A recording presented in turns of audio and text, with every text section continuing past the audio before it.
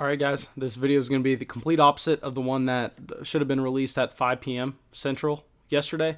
And this video I'm going to go through and talk about some secondary wide receivers that I think are a safe bet to either keep their role or keep their job on their respective offenses. And obviously, I'm not going to go through and talk about like, oh, Mike Evans, safe wide receiver, DeAndre Hopkins, yeah, he's safe. He's going to have a role that nobody's going to replace him in the NFL draft. Yeah, obviously, I'm not going to talk about those studs. I'm going to go through, talk about the guys that you may not think just, hey, these guys are locked into a role in 2020. They are going to be full-time players for their teams. And I will say, I'm looking at two of these names that surprised me whenever I looked up the current team situations and where they are picking in the NFL draft. Obviously, any of these teams can trade around and move into a spot to take a wide receiver, but where they're currently situated, I don't think that they are likely to go that route. And yeah, like I said, we're going back to 2 videos a day for the NFL draft. We're actually going to be doing a lot more than that. So y'all do not understand how much it helps for y'all to leave that like. I want to continue getting y'all 2 videos a day. Literally, that's pretty much all I do all day. I take care of the puppy and make y'all YouTube videos. And I enjoy doing it, but I can't do it if YouTube's not recommending the videos. And YouTube really recommends the videos if I do 1 a day, or if y'all continue to smash that like button like y'all been doing. Y'all been doing fantastic. We're getting over 100 likes a video, which I cannot ask for anything more than that. Y'all are just the absolute best. But let's get into the video. And first off, we're going to talk about Cristian Kirk. Cristian Kirk is a guy that, I'm not going to lie, I'm kind of biased towards Cristian Kirk. I've loved him coming in as a rookie. I drafted him in a ton of Superflex rookie drafts because I kind of identified that season, his rookie year, I believe it was 2018, very similar to this offseason. I went through, and that was the DJ Moore class, the Nick Chubb class, and it was really top-heavy with running backs and really deep with wide receivers. And at this time, in the 2018 class, nobody was interested in these wide receivers. It was all about the quarterbacks. It was all about the running backs. And I evaluated these early second-round rookie picks, similar to this year, as great spots to take jabs at these wide receivers. I ended up getting Cristian Kirk a lot at like the 205, 206, and I thought I was running away with a steal. But here we are 2 years down the line. He's going into year 3, and at this point, he really hasn't proved to be worth anything more than that 205 pick, which I'm certain that he has the talent. I'm certain that in this Arizona Cardinals offense, he's going to get the target share because we know that Cliff Kingsbury is a guy that doesn't like to necessarily just feed one player. So I think that the addition of DeAndre Hopkins really doesn't hurt Cristian Kirk as much as it would have if the Arizona Cardinals had any other coach other than Cliff Kingsbury, just because how he likes to distribute the ball. I am willing to go and buy Cristian Kirk. I think that his role as the wide receiver 2 on the Arizona Cardinals is completely safe. And no, don't try to tell me that Larry Fitzgerald is the wide receiver 2 on the Arizona Cardinals. I may be young, but I'm not going to be out here supporting boomers on the Arizona Cardinals. I want my wide receivers young. So the Arizona Cardinals have no picks really in the prime wide receiver spots.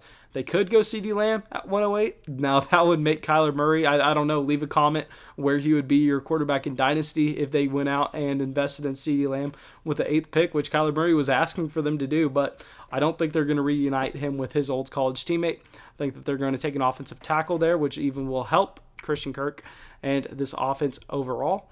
And they don't have a second-round pick because they traded it for DeAndre Hopkins. So Cristian Kirk's a guy, especially in those flock leagues where it's best ball, or especially in any league where I can start a lot of wide receivers in my flex positions, I'm willing to go out there and buy Cristian Kirk right now because I think that his job as this secondary asset on the Arizona Cardinals is extremely safe.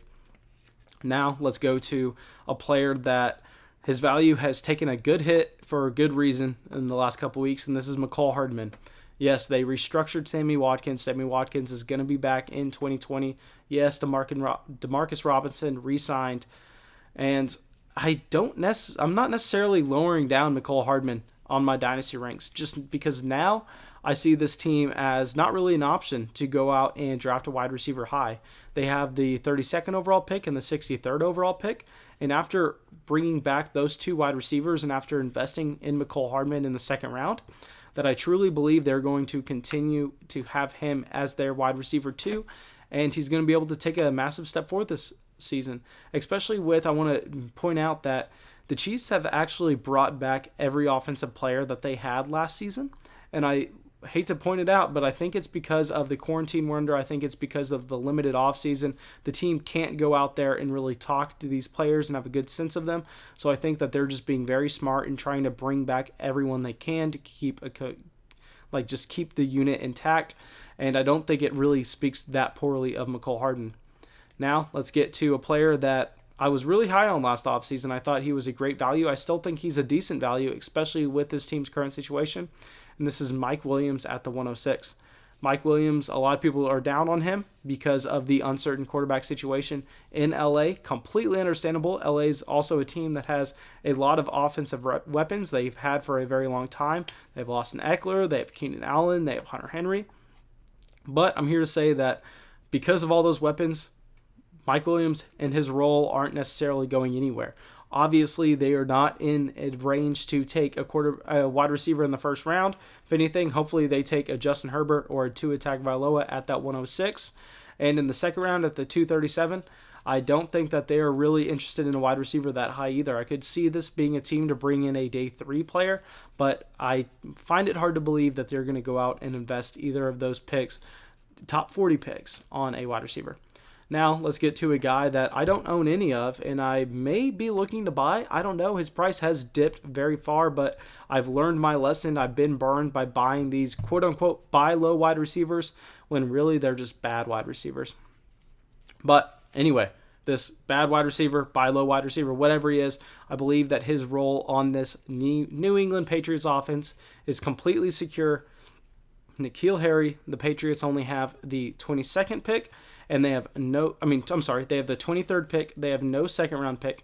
They do have 3 third round picks, the 87th, the 98th, and the 100th pick. But if they take any wide receivers in that range, they're definitely going to be playing second fiddle behind N'Keal Harry with Mohamed Sanu. So I'm really interested in N'Keal Harry the more I look about it, just because I think that his role on this New England Patriots offense is going to be secure for 2020, and I find it really hard to believe that they're not going to get him on the field again this year.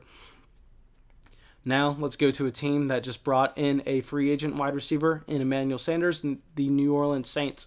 And they have no second round pick either. They have the 24th overall pick, which I know a lot of people are mocking them to go quarterback. They think that Jordan Love is a prime spot to land right there. And they have the 88th overall pick in the third round. But because of this area where they don't have a second round pick, where I think a ton of these wide receivers are going to be going off the board, I think it's very safe to go out and invest in Emmanuel Sanders, or even a sneaky play, especially in these flock leagues. I don't know if y'all are going through looking at all my rosters to see how they're built, but I have Traquan Smith on a lot of them, just because I see him as a guy that has a secure role on this New Orleans Saints offense. He's going to be able to stretch the field for Michael Thomas to work underneath. Obviously, he's not going to get a ton of targets, but I think his role as the field stretcher on this team is safe, even though he was hurt the majority of 2019. Now, let's go to Pittsburgh, where we have Deante Johnson and James Washington. First off, I've gotten a couple DMs, people joking with me saying Deante Johnson is the wide receiver 1, Juju Smith-Schuster is the wide receiver 2 in Pittsburgh. We're not going to tolerate that slander. That's just straight nonsense. That is not true whatsoever. Deante Johnson is the second wide receiver in Pittsburgh, or James Washington is. I'm not willing to say. I know a lot of people are down on James Washington, but he had a very impressive college production profile coming into the NFL. He has not necessarily been bad in the NFL. He's been very efficient, and he's had his flashes. But nonetheless, I think both of these wide receivers have their roles completely safe on the Steelers. The Steelers have no first-round pick because they traded it for Minkah Fitzpatrick. They have the 49th overall pick and the 102nd overall pick. Obviously, the 49th overall pick is a prime spot for one of these wide receivers. But with all the team needs that this team has, I find it hard to believe that they're going to be willing to go that route after investing in James Washington with the second round pick a couple years ago and Deante Johnson with, I believe, a third last year. Now, let's go to the Washington Redskins, a player that I drafted a lot in rookie drafts last offseason, and I'm selling a lot right now, and maybe I shouldn't, but this is Terry McLaurin.